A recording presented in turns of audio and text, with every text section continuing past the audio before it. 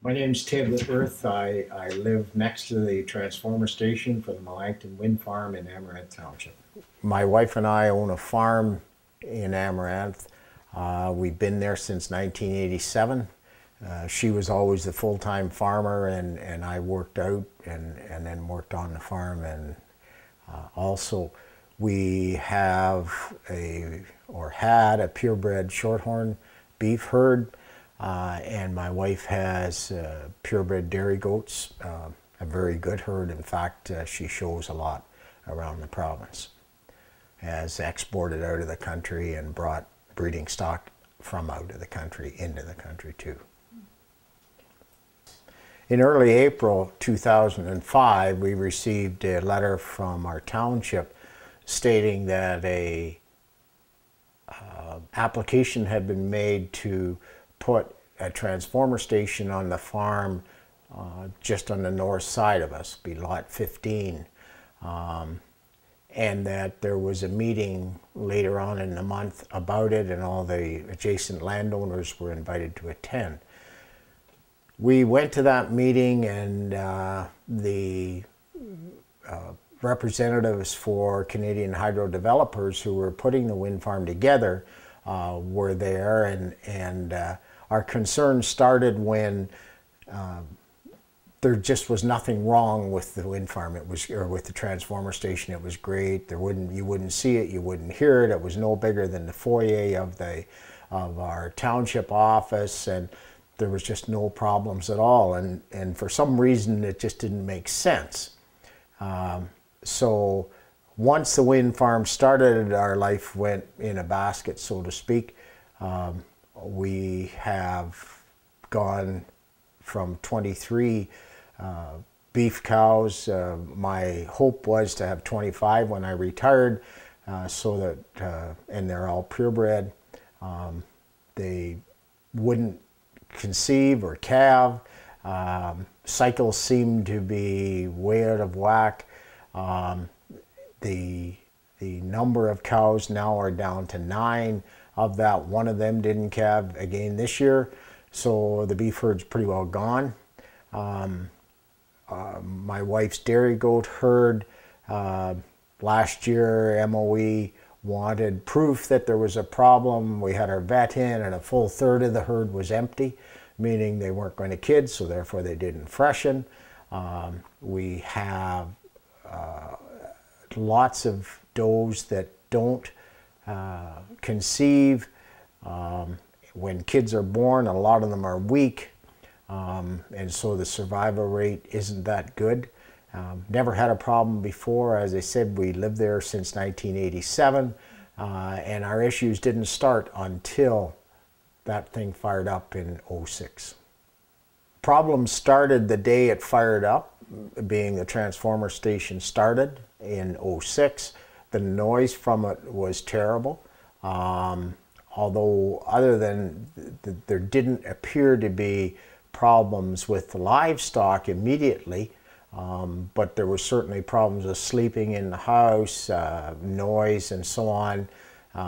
They were over the allowable limits from MOE standards, and it turned out that MOE said they didn't know that there was a transformer station going in.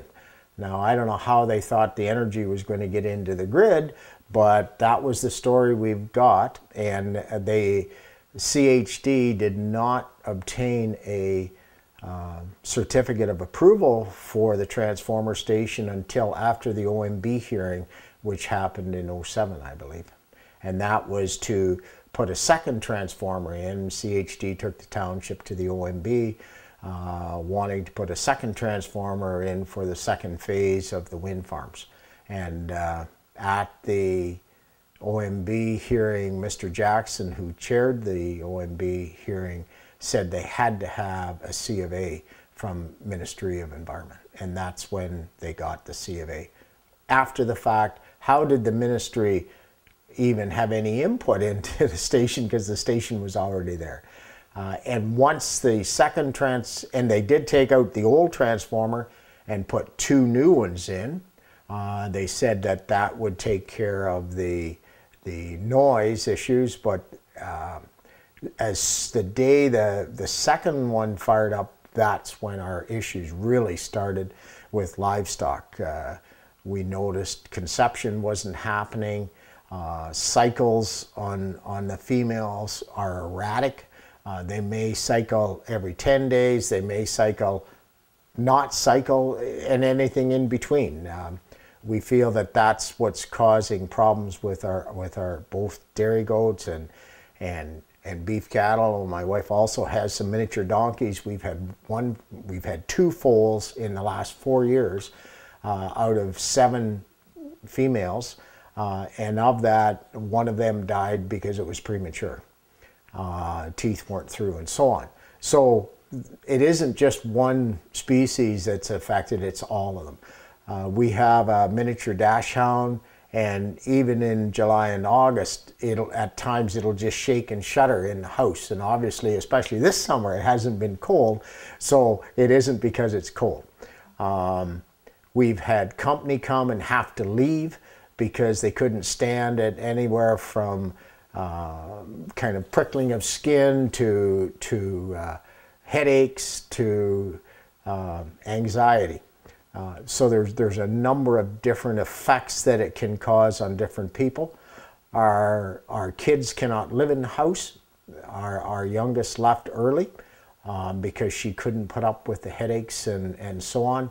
Our doctor said we shouldn't be living in the house. MOE didn't, to this point, hasn't accepted his letter as of yet, and so on. So the MOE was provided with numerous documentation, including a letter from our vet saying there's something causing these issues and problems with the animals, but MOE is yet to address that.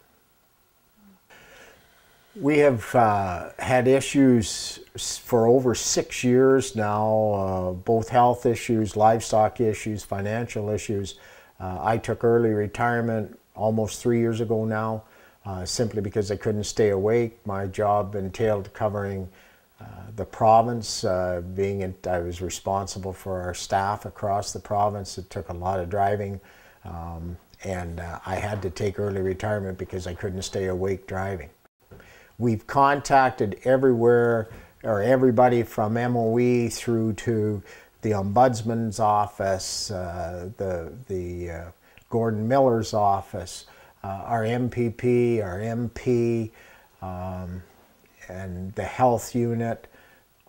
There's just no end to the people. Electrical Safety Authority, Hydro One, the companies themselves, CHD and TransAlta.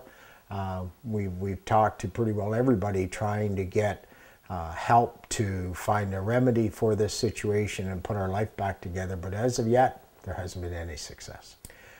When we met with MOE a year ago, August, the people we met with said, yes, it's time that MOE stepped up and looked after the issues, but in December and December of last year, January of this year, that seemed to phase out. We had conference calls every 2 weeks with them, and they were going to do testing to find out what the problem was, but that seemed to peter out and stop. Now, the Minister Bradley sent us a letter saying, sent our MPP a letter saying that the ministry, Assistant Deputy Minister of the Ministry of Environment, is working with us to assist us in finding the problem. The ministry tells us that they are only responsible for noise. They are not responsible for anything else. Although like I said earlier, when we met with the ministry in Toronto, August 15th of last year, they said they were responsible for contaminants released into the environment. Now the ministry is saying they're only responsible for noise, and as a result, it's not their problem. They are trying to direct us to the public health unit, who told us 5.5 years ago that it wasn't up to them. They didn't have any expertise in this field, and it wasn't something that they dealt with. And after one meeting with the public health unit so far, they tell us that they don't have resources to do it, they don't have the expertise, and they really don't have any responsibility in this area, such as they can't do anything as far as shut it down or fix it or whatever. It's MOE that has that. We're still waiting since March for MOE to provide us with a name to contact at the Ministry of Energy, and somehow that's taken since March to get a name, and as of today we still haven't got a name as to contact, because MOE is saying that it's Ministry of Energy's responsibility to deal with anything other than noise. Our local council for the township, I have to say, I think they welcomed the wind developer in the township at the meeting in April of 2005. All of the residents present said we didn't want the transformer station there, put it where it's farther away from people. One of our neighbors is 360 meters from it. Another one, a second one is 390 meters, and they've been out of their homes for over 3 years now. We're 490 meters from it. And our doctor wrote a letter to MOE, which they still haven't accepted, saying that we shouldn't be living in our home. We had a private consultant test the 3 homes, and he said the same thing, that we shouldn't be living there. But MOE has yet to accept our doctor's letter. They did accept the letter from our vet last year, who said that there was something causing this other than illnesses and disease in the animals. At that April meeting of 2005, one of our counselors said that transformers didn't cause issues and so on, and to a point we had to agree with that. We moved to the east side of Orangeville in 1972, and there's a substation there about the same distance away from our home at that time, and as I say, we moved there in 1972, and the transformer or substation was there before we moved there, so I don't know what year the technology of that one is. Never had a problem, never even thought of it, never caused us any grief at all. But yet in 2006, with new technology supposedly, how come there's a problem now? How come it was so noisy? How come we have all of these issues with our animals? We didn't that when we were east of Orangeville. The media in general, I think, have shied away from us. They don't seem to want to broach the subject for whatever reason. For example, the Orangeville, in one of the Orangeville papers, May 16th edition, our minister at that time, Minister Wilkinson, the Minister of Environment, was quoted as saying that there hasn't been any complaints for over a year. And yet we have a letter from Mr. McGinty from March of last year saying that, to our MPP Sylvia Jones, addressed to Sylvia, saying that he has instructed Mr. Wilkinson to contact and deal with the issue. Sylvia went after Mr. Wilkinson on camera, it's on YouTube, in May of last year, asking him to meet with us and the second family, and yet 3 weeks later, or 4 weeks later, he still says there haven't been any concerns expressed in over a year. Something's wrong with that. We've called into the Spills Action Center, which MOE says we're supposed to call into over 200 times, and that could be ongoing, but after a while you get to the point, what's the point? What's the magic number you have to call before all of a sudden the light comes on and says, oh, they've called again. Move. I really don't know what to say, because if things are far enough away from people, and I do think there's a place for them, when I say them, I mean turbines or solar panels or whatever, but they aren't amongst people. People have to have distances from them so that the kind of mess we're caught in doesn't happen to other people. And I think that The government knows there's issues. They will not address them because they won't deal with us. So I have to think that they won't address them. I really think that there should be a stop placed on all of the projects until the issues are dealt with. And then as a result of dealing with them, hopefully we know how to deal with them from then on, and we don't get more messes across the province. I know there's a lot of people suffering across the province similar to us, but we've been suffering, I think, one of the longest because this was one of the first wind farm projects started in Ontario, and it's the largest.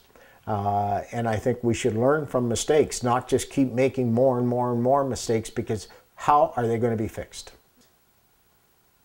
I think the ministries have to step up to the plate, accept responsibility, and fix it, whatever fix is, in terms of the people who are suffering. If it was only one or two of us suffering, it would be, well, maybe there's an issue with them. But when there's a number of people suffering right across the country, not just Ontario, but right across the country, I think that speaks volumes. There are problems, and the problems should be dealt with.